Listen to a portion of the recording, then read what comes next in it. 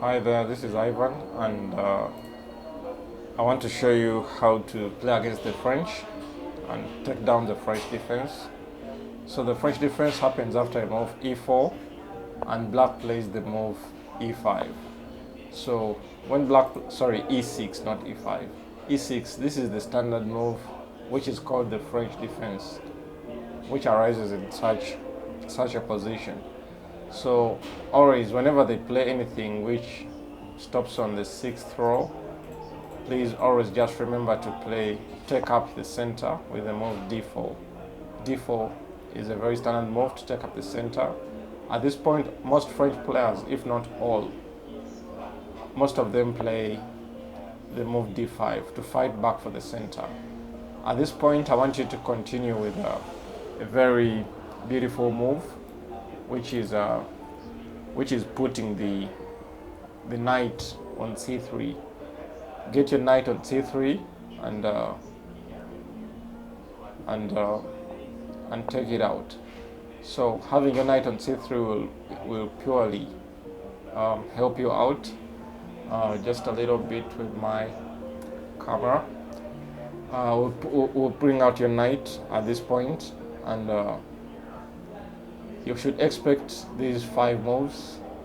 One of the first moves, which is a very inferior move, is the move c5 straight away on move 3. If they play the move c5, just feel free to take. Rather, you can take, or you can first put in that check to make sure they first block themselves with something, and then you can take that pawn on d5. If they take, you take. Of course, you are preparing to pick this pawn.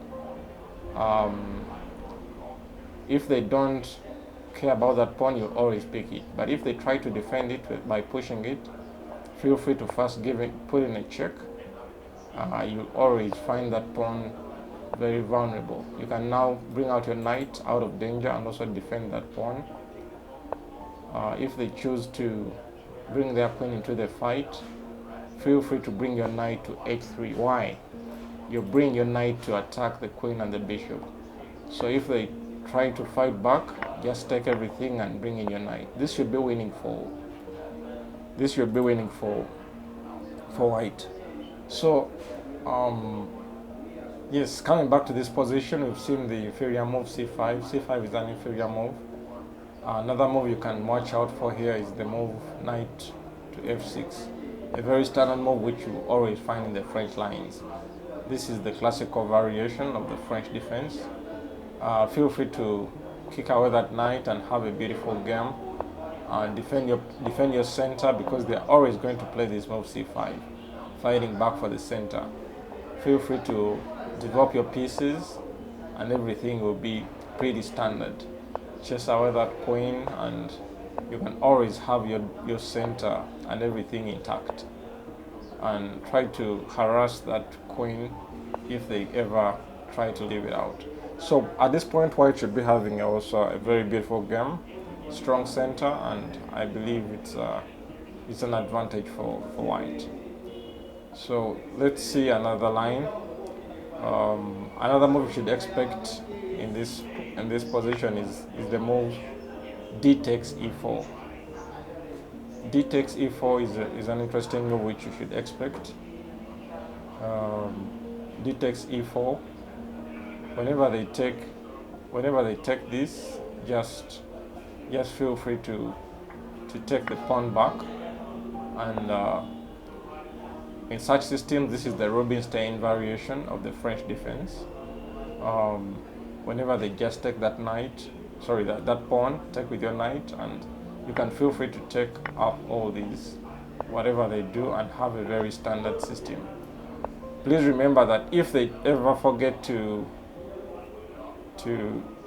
push this pawn, and it's a trap which they can easily fall into.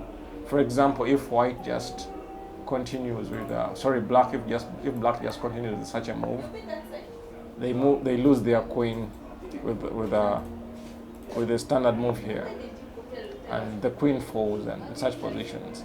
So this is a trap you can learn in the Rubinstein variation. So they always have to play this move, or maybe retreat the queen back. And this is This is an interesting position which can arise in the French. So, lastly, let's look at this. Let's look at this move, which is common here. Rather, the bishop b4 move, which is called the Winawa variation. Winawa or Winava, some languages may call it. The Winawa variation, which is bishop to b4. Bishop to b4 is a very standard move here, and which you can always see in such systems, which you always find in such systems. So feel free to push your pawn forward and reinforce your center, but I want to show you an interesting line here, which is the knight to e2, which is the Alekhine Marokziu gambit. You seem to lose this pawn, but feel free to chase away the bishop, and you always get back that pawn without worries. Oh, what if they choose to defend that pawn? Go and weaken up those pawns on the king side. Fall back. If black gets more greedy, trying to take more pawns, you've just lost 2 pawns. So you're really fighting back to get your pawn. Feel free to attack that queen, and if that queen ever tries to hold on to everything, at this point, this is the point when your queen comes. You're attacking 2 pieces at the same time. So we can say that black is lost in such a position. Either they're going to fall for a fork or lose their rook, because they weaken the pawns on the king side. So that's enough for the French. Please go on and crush the French defense with the standard move knight to c3. Thank you. Bye.